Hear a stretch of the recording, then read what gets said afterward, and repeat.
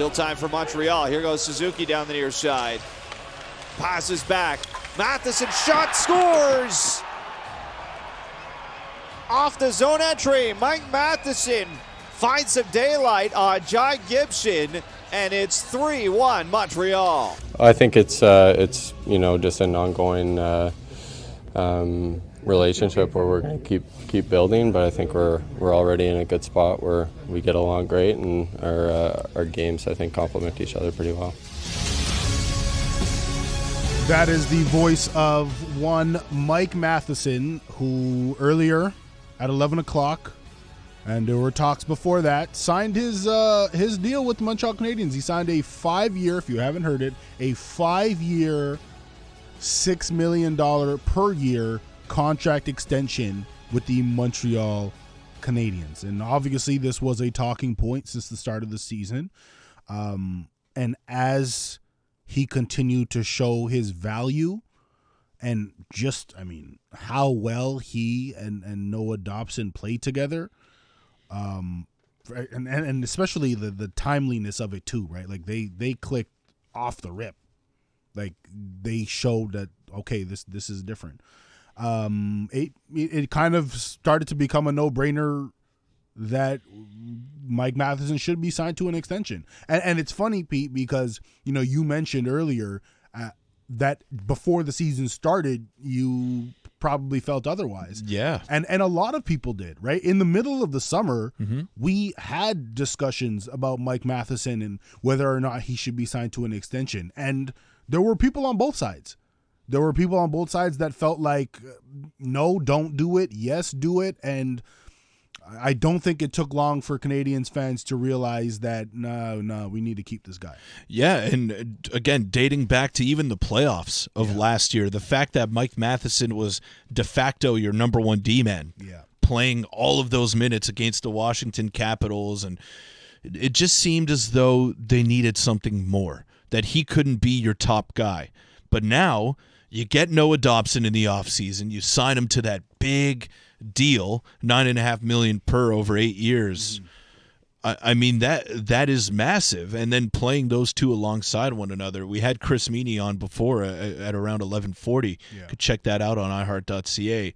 But we spoke about it, and he mentioned that there isn't really a pairing that skates as well as they do and has the offensive upside that they do. There are some great pairings in the National Hockey League. The list goes on and on and on. Devon Taves with Cale Makar, that's fantastic. There are a ton that you could point to, but Dobson and Matheson, smooth skating defensemen that generate offense 5-on-5.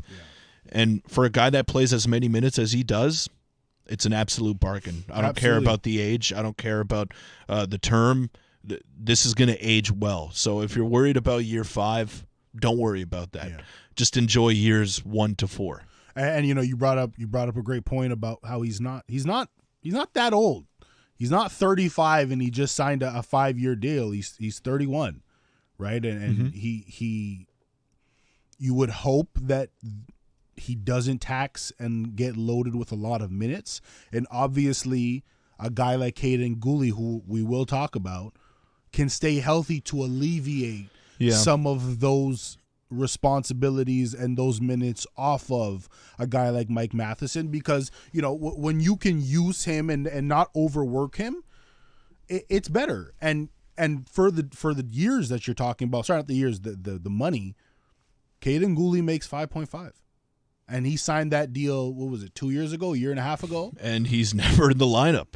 Right? And and you suggested to, and we all hope that Kaden Guhle can stay healthy. Right? He is such a difference maker when he's in the lineup. Yeah. I don't think, and I know you thought maybe he could be expendable now that this extension for Mike Matheson was signed. And once again, going back to the money, it's a salary cap's going up. So yes, he's making more than Kaden Guhle, but it shouldn't be a surprise given where the money's going in the league. Yeah. But I'm not in that camp where I think Guhle should be expendable by any stretch. I'm not there. I think if anyone's expendable, it's the other guys. I think Kaden Guhle, when he's healthy, and that's the question. But I have hope that things can turn around. But how can you hope for a different outcome when we have such a large sample size of Guhle being a part-time player? And it's not to rag on the guy. There's been a lot of unfortunate injuries. For sure. Like last season when he lacerated his own quad with a skate. Like, when does that ever happen? But you see, it's a lot of freak injuries. But that's what I'm saying. It's not like it's a reoccurring hamstring problem that's been plaguing him for the last 3 seasons, and he re-aggravates it all the time.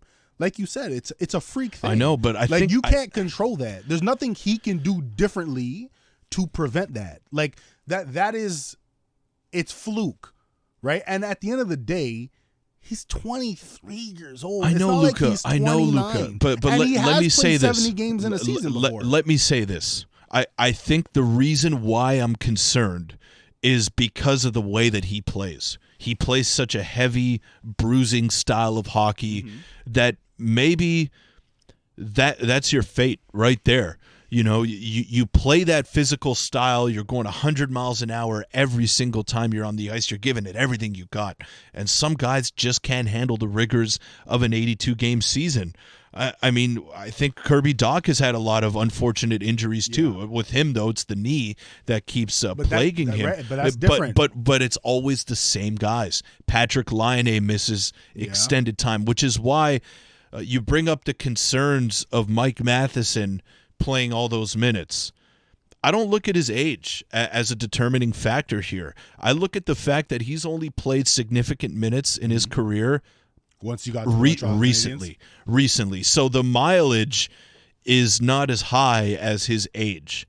You know what I mean? Yeah, I get what you're whereas saying. he was in Florida and Pittsburgh, he wasn't tasked with playing those big minutes that he is right now. So I think there's still a lot of juice left in the tank, I which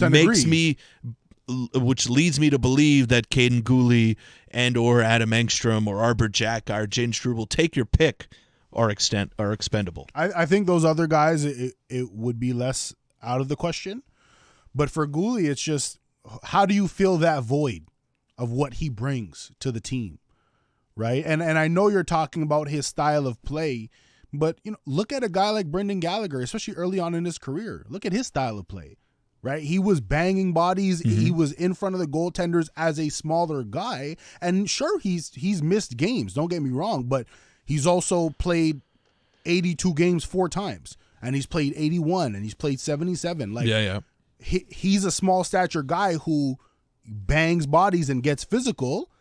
And see, now you get. I hope Gallo didn't hear that. I pulled the Charles Barkley on you. Maybe I got censored. But it's. Come on, man. I think that things can turn around for Kaden Guhle. I'm not at that stage yet where I feel like, okay, Kaden Guhle can be expendable, but especially when I don't know where else you're filling that void of what he brings to the table. But for the other guys like Engstrom, like a Xhekaj, like a Struble, I mean, I can't rule anything out, especially with the glaring need. I'm not even going to say it anymore because we know what it is, but with the glaring need for the Montreal Canadiens. But my question to you is, now that there's some certainty regarding the left side of defense, so you got Lane Hudson locked up, you got Noah Dobson locked up, now Mike Matheson and Kaden Guhle as well. But Guhle can play on the right. I get it, but he's shown the ability to do so. But let's say a team comes knocking on your door asking for Kaden Guhle in return for your number 2 center of the future. I'm not talking about a rental like Ryan O'Reilly or Nazem Kadri. I'm talking about the guy that is going to be in your top 6 for the foreseeable future. You have a name. Give me a name. I'll give you a comparable, okay? Like a Mason McTavish, for example. That's a guy that you can pencil into your top 6 for the foreseeable future, but he's already signed. No, but I'm saying that type of player, okay. That type of player, and the team that is asking for Kaden Guhle in return will give you that kind of player right now. You say no? I think a second line center consistent second-line center is a lot harder to find in the National Hockey League than a top 4 defenseman that shoots left-handed. Correct me if I'm wrong. That's a tough question. So if you list all the guys that are expendable right now, Kaden Guhle is the one with the most value. Is that not true? Yes. So why would you not use the guy with the most value to solve your biggest issue? You know what? That's my question. I think I would probably. You got to give something up to get something. Yeah, and that's why I'm in the camp. I don't want to get rid of Kaden Guhle, but if it helps me solve a problem that has been plaguing this team for the better part of 24 months, I'd do it in a heartbeat. I don't think you're crazy for that. Especially, acknowledging that, yes, he has gotten injured in 3 out of the last 4 seasons for a significant amount of time. And I don't know what Michael Hage's trajectory is. I mean, he didn't even play center for a large portion of the season. I don't know. Who knows? What I'm saying is not knowing where things will end up with him in terms of progression and how he evolves as a player. I think I can agree with your logic there that there's a name here I like, Luca. But it has to be for the right player. Yes. Right? I'm not in a rush to trade Kaden Guhle, but if the right deal comes along, of course. I think that's the guy that can help push it over the finish line. If the right deal comes across for anyone of any player in any sport, you should look at it and deeply consider it, of course. I mean, someone here on the text board said Matty Beniers. Now, I think you'd have to give up Kaden Guhle and a lot more to get Matty Beniers, but Seattle also has a ton of centermen. The thing with Seattle is that they have a whole bunch of guys that are good, solid players, B+, B players, maybe even an A- at times, but they don't have that guy that can take you over the edge, in my opinion. I think Nick Suzuki can be that guy, of course, for the Canadiens. Of course, I'm just talking about Seattle. If you insulate Matty Beniers with a Nick Suzuki, then you're cooking. Yeah, but it's going to cost a lot. I like that. I think so. You would give up Kaden Guhle in exchange for Kaden Guhle plus in a Matty Beniers in a Matty Beniers deal. Yeah, I think I would consider You've that. crossed over. Yeah. You've crossed over to the dark side. But once again, it's not that I never disagreed with you. Yeah. It's just I'm not doing it for rentals or Me guys neither. that are 30 Me plus neither. years old. You got to be, unless you're Crosby. And I don't know if I made my stance clear right away when I said Kaden Guhle is expendable, but it's not for a rental. It's for a long-term solution in your top 6. Yeah. That's I agree with you.